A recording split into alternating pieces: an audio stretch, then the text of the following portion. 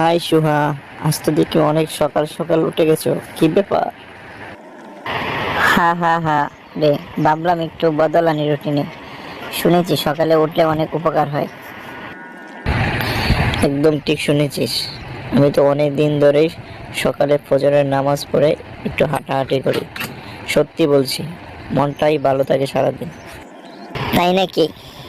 আমি আগে ভাবতাম সকালে ওঠা মানে শুধু ক্লাসে যেতে পারা, কিন্তু আজ উঠেই দেখি বাতাস কত ঠান্ডা আর ফ্রেশ।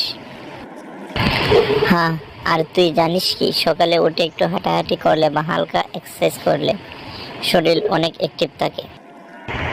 হুম, আমি আজ একটু হাঁটলাম, মনটা একবারে হালকা লাগছিল। আর আমাদের সবচেয়ে ভালো জিনিস হচ্ছে সময়টা নিজের মতো করে ব্যবহার করা। পড়াশোনা, ধ্যান, বই পড়া, যা খুশি। ঠিক বলেছিস।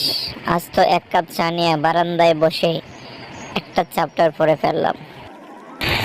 দেখছিস, তাই বলি সকালে ওঠার এই অভ্যাসটা ধরে রাখ, শুধু শরীর নয়, মনও থাকবে শান্ত।